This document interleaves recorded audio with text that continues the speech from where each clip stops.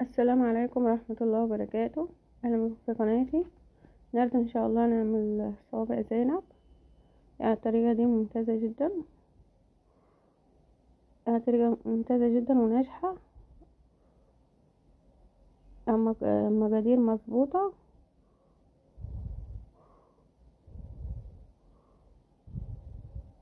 اول حاجة نبدأ بسم الله، صلى على رسول الله. هنا نحط كوبايتين سكر، بعد كده نحط عليهم كوباية مية. يعني كوبايتين السكر عشان نعمل شربات تقيل ياخد كوباية مية، وعلي عصير نص ليمونة، ونسيبهم يغلوا 10 دقايق.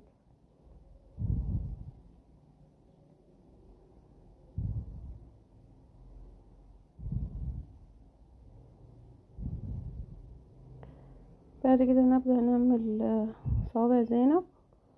اول حاجة نحط هنا كوبايتين دقيق، يعني نعمل معيار كوبايتين دقيق. كوبايتين الدقيق بياخدوا نص كوباية دقيق سميد، او دقيق البسبوسة، او دقيق السمونيلة. بياخد نص كوباية، يعني مقدار كوبايتين الدقيق بياخد نص كوباية. وهنا دي ربع معلقة سكر، يعني السكر دي ربع معلقة، ودي طرف المعلقة ملح. يعني ما تزوديش عن ربع معلقة سكر. ودي نص معلقة خميرة. يعني الدقيق ده، كوبايتين الدقيق ونص كوباية دقيق السمونيلة بياخد ربع معلقة سكر، بياخد نص معلقة صغيرة خميرة، وربع معلقة صغيرة سكر، ما يزيدوش عن كده. بعد كده نحط 3 معالق كبار زيت، وبعد كده نحط دول معلقتين سمنة. يعني دي سمنة بلدي، يعني السمنة بتدي يعني طعم حلو كده.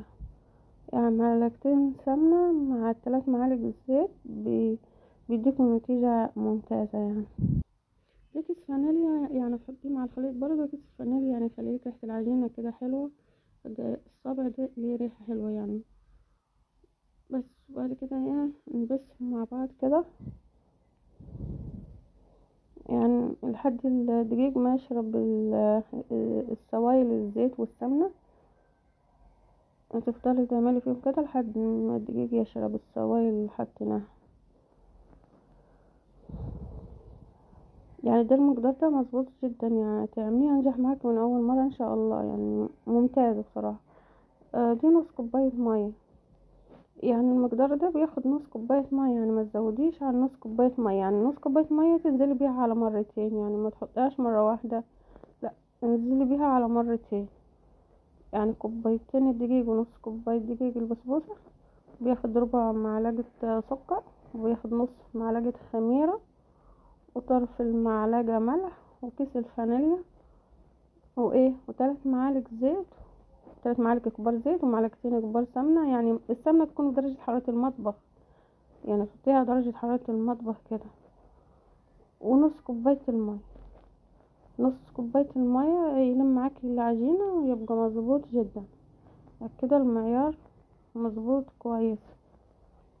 تفضلي تعجني فيها كده لحد العجينة ما تلم معاكي، زي المعون اللي انت بتعجني فيه كده، ما فيش اي حاجة.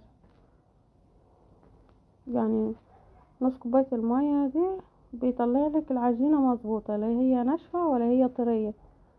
يعني صوابع زينب ما ينفعش عجينتها تبقى ناشفة، ما ينفعش تبقى طرية، لازم تكون مظبوطة.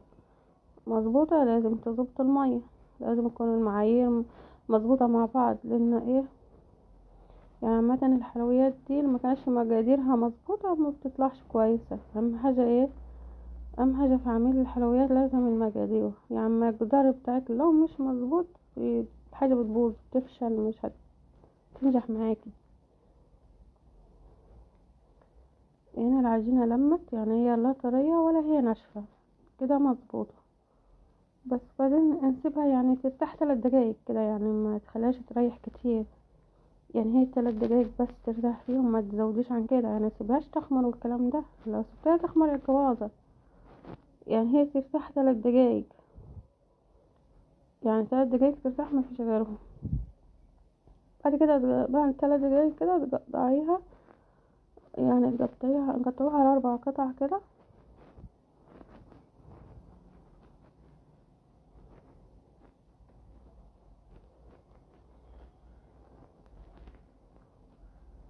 بس. وبعد كده تفضلي تبرميها كده، يعني تبرميها كده، يعني تاخدي حتة من الاربع قطع كده وتبرميها يعني. وبعد كده تقطعيها يعني يعني تعمليها زي ما انا برمو البقسماط كده. بعد كده تقطعيها قطع صغيرة، يعني على حجم الصابع اللي انت عايزاه، كبير عايزة صغير عايزة متوسط. يعني انا هنا عملته متوسط، لا كبير ولا صغير.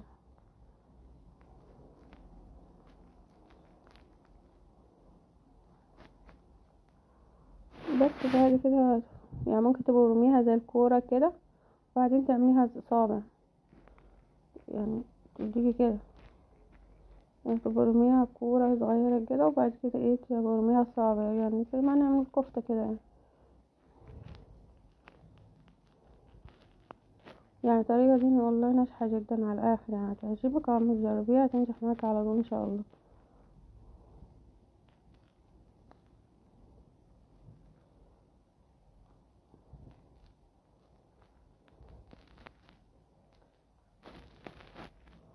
بس وممكن برضو زي ما هي كده، يعني زي ما هي كده تروحي برماها صابع كده، يعني من غير ما تبرميها كورة صغيرة، زي ما هي كده تروحي برماها بالطول على طول، يعني كده نظام صابع بس.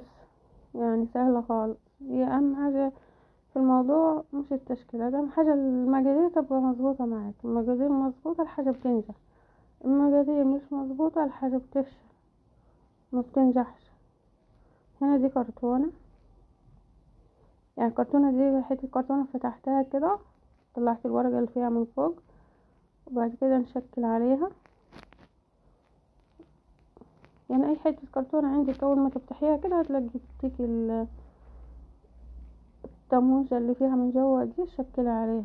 يعني ممكن تاخدي الصابع كده وتحطي فيه صابعك كده، يعني اهم حاجة تحطي صابعك كده تعلمي، يعني ما تدوسيش عليه لجوه تدخلي صابعك فيه، لا، تحطي صابعك تعلمي صوابعك فيه، يعني زي كده مثلا، بعدين تسحبيه لتحت تديكي الشكل ده.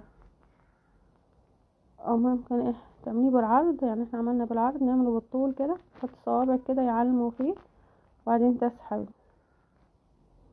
يعني تحط صوابعك وتسحبي، تحط صوابعك فيه كده وتسحبي. يعني مهمة الطريقة دي، لازم تحط صوابعك كده وتعلم فيه عشان يديكي الفراغات اللي تبقى فيه من جوه، عشان يبقى مفرغ معاكي جو من جوه. ممكن تعمليه نظام مثلث، يعني ممكن تجيبي نظام ترفع المورقة كده لفوق تعمليه نظام مثلث يديكي شكل تاني. يعني كده عملنا بالكرتونة دي عملنا 3 اشكال. بصي يبقى مكان صوابعك مفرغ من جوه، لازم تبقى مفرغة من جوه، يعني او صوابعك كده تسحبي كده، يعني بصي فيها من جوه كده تلاقيها مفرغة كده، ما تبقاش تديك التفريغة دي من جوه، تبقى فاضية. لما تجليها في الزيت تبقى نفس القصة، تبقى فاضية كده. بس تعملي الكمية كلها كده بنفس الطريقة دي. ممكن تعمليها بالطول تعمليها بالعرض، يعني بالطول تديكي شكل تبقى مفرغة من جوه كده، بالعرض تديكي شكل، تعمليها نظام مثلثات برضو، ترفعي الكرتونة كده لفوق تديكي نظام مثلثات، وتبقى اهم حاجة الفرغة اللي فيها من جوه دي تعلمي صوابعك فيها كده عشان تديكي الفراغ اللي من جوه.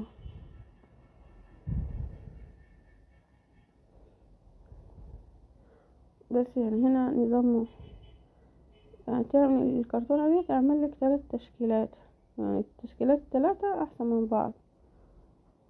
اهم حاجة وانتي بتشكلي صوابعك، انك تعلمي صوابعك فيها كده عشان تديكي التفريغة من جوه، بس ما تغرزيش يعني صوابعك فيها للاخر من جوه، لا، تعلميهم علين فيها كده وتسحبي لتحت. بعد كده سخن الزيت، يعني سخن الزيت زي ما يعني زي ما نقلوا الزلابية كده، يعني سخن الزيت يسخن الاول، وبعد كده يعني ما تسيبهمش يخمروا. اول ما تخلص تشكيل تقلي على طول، يعني تبدأي باللي شكلتيهم الاول. لو انت عامله كميه كبيره حطي الزيت جنبك، شكل وجلي شكل وجلي منها تستوي صينيه، وتكون التانية تشكلت، لان هو ما بتسيبش يخمر، هو بيخمر في الزيت. لو انت سبتيه من بره يخمر حجمه هيكبر وهيبقى شكله مش حلو.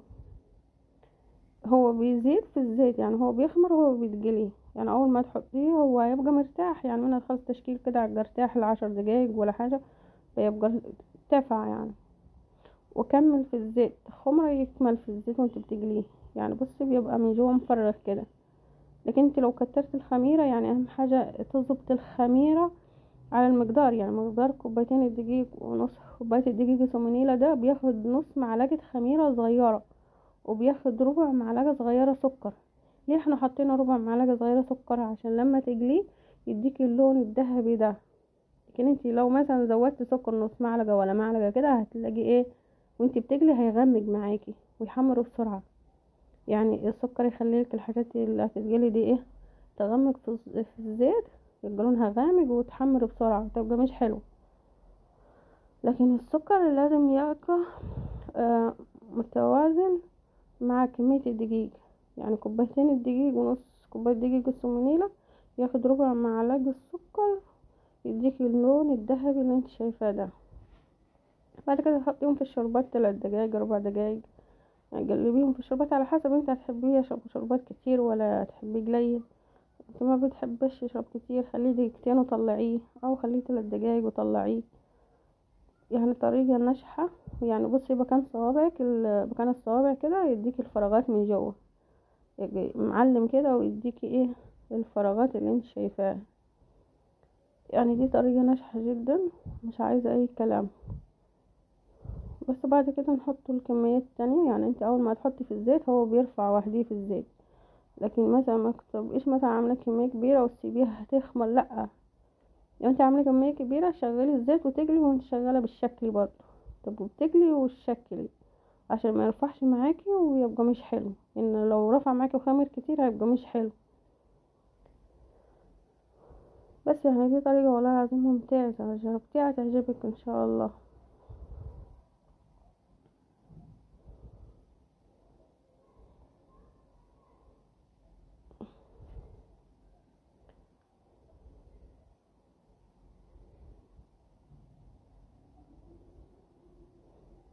بس وهنا بعد ما استوت خلاص، دي الحطة التانية. وانا عملت حطة تاني برضو بس ما صورتهاش معاكم. يعني عمل كمية برضو كوبايتين الدقيق، يعني عملوا طبق كبير يعني طالعة ناشفة ومقرمشة ولما بتشرب الشربات بتاعتها بتبقى طرية، حاجة بسيطة من جوه وناشفة من بره وطرية من جوه، بصراحة ممتازة.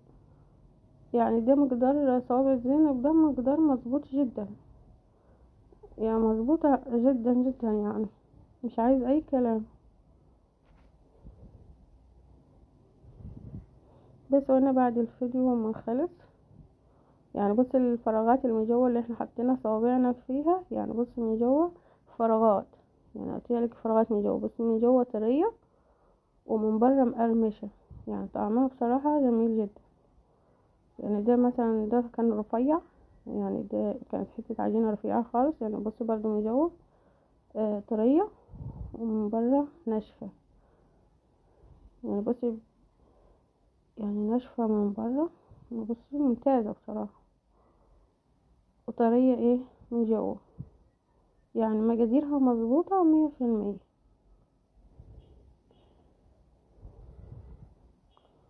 ممكن برضو ترش عليه مكسرات. انا هنا رشت جوز الهند دي شوية، وممكن ترش عليهم مكسرات، اي مكسرات بيبقى طعم احلى يعني وكده.